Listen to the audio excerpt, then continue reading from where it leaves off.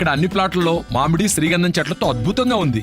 Land appreciation, free maintenance, పండ్ల తోటల తాలూకా ప్రయోజనాలు, డబుల్ బెనిఫిట్ ఆఫర్ తో సిర్లసీమ 2. ఉండి నియోజకవర్గ రాజకీయాల్లో ఉత్కంఠకు తెరపడింది. మాజీ ఎమ్మెల్యే శివరామరాజు స్వతంత్ర అభ్యర్థిగా బరిలో దగ్గర ఉన్నారు. ప్రస్తుతం ఆయన ఉన్నారు.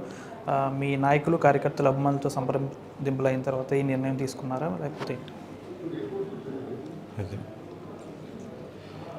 మన కార్యకర్తలు, అభిమానులు, శ్రేయోభిలాషులు అందరూ నిర్ణయం, ప్రత్యేకించి ఉండి నియోజకవర్గ ప్రజల అభీష్టం మేరకు స్వతంత్ర అభ్యర్థి కింద పోటీ చేయాలని చెప్పి నిర్ణయం తీసుకోవడం జరిగింది.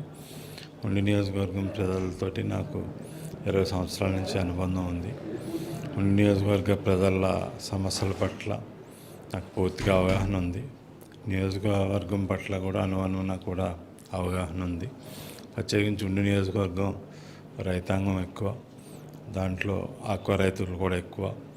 ఆక్వా రైతుల్ని ప్రోత్సహించి ఆక్వా రైతులకి ఆదాయాన్ని పెంపొందించడానికి కృషి చేశాం. అట్లాగే వ్యవసాయం కూడా లాభసాటిగా ఉండటానికి ఏమేమి మౌలిక వస్తువులు కావాలో, ఏమేమి అవసరాలు ఉన్నాయో, సాగునీరు, మురుగునీరు అన్నీ కూడా వ్యవస్థల్ని అభివృద్ధి చేశాం. ప్రత్యేకించి పేదవర్గాలు అభివృద్ధి చెందాలి, పేదవర్గాలకి కష్ట నష్టాల్లో మనం అండదండగా ఉన్నాం, అందరికీ కూడా అందుబాటులో ఉన్నాం.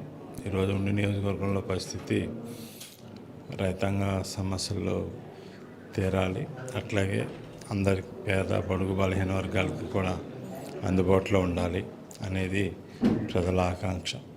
ప్రజల ఆకాంక్ష తగ్గట్టుగా నేను అందరికీ అందుబాటులో ఉండి, అందరూ కష్ట నష్టాల్లో ఖచ్చితంగా చేదోడు వాదోడుగా ఉండి, అందరినీ ఏదైతే ప్రజలు అభిష్టం ఉందో ఆ అభిష్టం ప్రకారం నడుచుకోవడానికి సన్నద్ధుడై ప్రజాక్షేత్రంలోకి స్వతంత్ర అభ్యర్థిగా రాబోతున్నాను.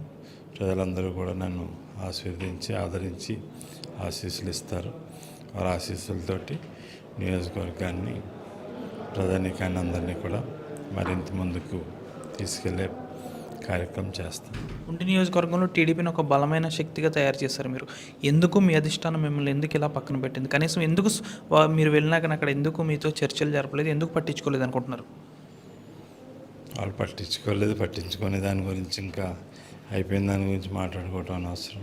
జరిగే దాని గురించి నేను ప్రణాళిక చేసుకుని, ఏదైతే నేను స్వతంత్రంగా పోటీ చేస్తాను కాబట్టి ప్రజల్లోకి ఏ విధంగా వెళ్ళాలి, మన అభ్యర్థిత్వం గురించి ప్రజలకు తెలియపరచాలి, అట్లాగే అభ్యర్థిత్వం గురించి ప్రజల మద్దతు కూడగట్టుకోవాలి, తర్వాత గుర్తు, సింబల్ కూడా ప్రజల్లోకి తీసుకెళ్ళాలి, ఖచ్చితంగా విజయం సాధించాలి. ఆ దిశగా ప్రణాళికతోటి ముందుకు వెళ్తున్నాను. జరిగిన దాని గురించి ఆలోచించట్లేదు, జరగబోయే దాని గురించి ప్రణాళికతోటి ముందుకు వెళ్తున్నాను. ఎప్పటి నుంచి ఉండి నియోజకవర్గంలో ప్రజల్లోకి వెళ్ళబోతున్నారు? 2 రోజులు పడుతుంది. అన్ని ప్రణాళికలు సిద్ధమైనవి. దానికి అన్ని కార్యాచరణ తగ్గట్టుగా ఏర్పాట్లు చేసుకోవాలి. అన్ని ఏర్పాట్లు చేసుకొని పక్కా ప్రణాళికతోటి ప్రజల్లోకి వెళ్ళబోతున్నారు. మీరు ఒక స్వచ్ఛంద సంస్థ కూడా నడుపుతున్నారు.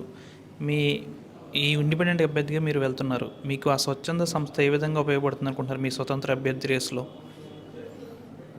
ఇప్పుడు ప్రజలకి ఒక భరోసా ఉంటుంది. నేను స్వచ్ఛంద సేవా సంస్థ ద్వారా 2019లో ఆర్థికంగా ఇబ్బంది పడ్డాను, దెబ్బతిన్నాను. కాబట్టి ఈ స్వచ్ఛంద సేవా సంస్థ కార్యక్రమాలు ఆర్థిక పరిస్థితులు ఇబ్బందిగా ఉండి నడపలేకపోయాను. ఇప్పుడు ఆర్థికంగా కూడగట్టుకున్నాను, కుటుంబ సహకారం కూడా తీసుకున్నాను. కాబట్టి స్వచ్ఛంద సేవా సంస్థ ద్వారా అందరికీ సేవలు అందుతాయి. ప్రభుత్వం నుంచి వచ్చే సేవలతో పాటు సంస్థ ద్వారా సేవలు చేయూతనిస్తాం.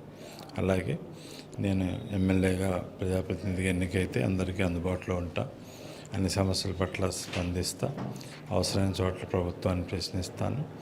ప్రజలకు అందాల్సిన అభివృద్ధి, సంక్షేమ ఫలాలు అందరికీ సమర్థవంతంగా అందేటట్టు ప్రభుత్వ సహకారం కూడా తీసుకొని అందేటట్టు కూడా పక్కా ప్రణాళికతోటి అందరికీ అందుబాటులో ఉండి అందరికీ సేవ దృక్పథంతో పనిచేస్తాను. అంటే పార్టీకి ఎప్పుడు రాజీనామా చేస్తారు టీడీపీకి? నేను స్వతంత్ర అభ్యర్థిగా పోటీ చేస్తున్నాను. నాకేమీ పార్టీలో పదవులు ఏమీ లేవు నాకు. నేను ఇండిపెండెంట్, స్వతంత్రం. అంటే టీడీపీని వీడినట్టేను. ఇంకా స్వతంత్ర అభ్యర్థి కింద ఉన్నాను కదా, నేను అందరి వాడిని. అందరి అభిమానం నాకు కావాలి. అట్లాగే రానున్న నేను ప్రజాప్రతినిధిగా గెలవాలి, అధికార పార్టీ సహకారం తీసుకోవాలి, ప్రజల పక్షాన అభివృద్ధి సంక్షేమ ఫలాలు అందించాలి. అవన్నీ కూడా జరుగుతాయి.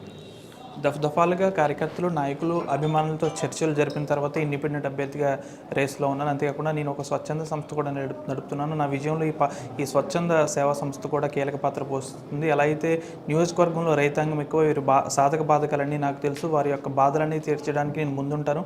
మరికొన్ని రోజుల్లోనే ఉండి నియోజకవర్గంలో అందరినీ కలుసుకుంటాను, అందరితో నడిచి ముందుకు వెళ్తానని కూడా శివరామరాజు చెప్తున్నారు. వీడియో జర్నలిస్ట్ శేఖర్తో మనోజ్, RTV పశ్చిమ గోదావరి నుంచి. మరిన్ని వీడియోస్ కోసం ఛానల్ ని సబ్స్క్రైబ్ చేయండి, లేటెస్ట్ అప్డేట్స్ కోసం వాట్సాప్ ఛానల్ ని ఫాలో చేయండి అండ్ లింక్ డిస్క్రిప్షన్ లో ఉంది.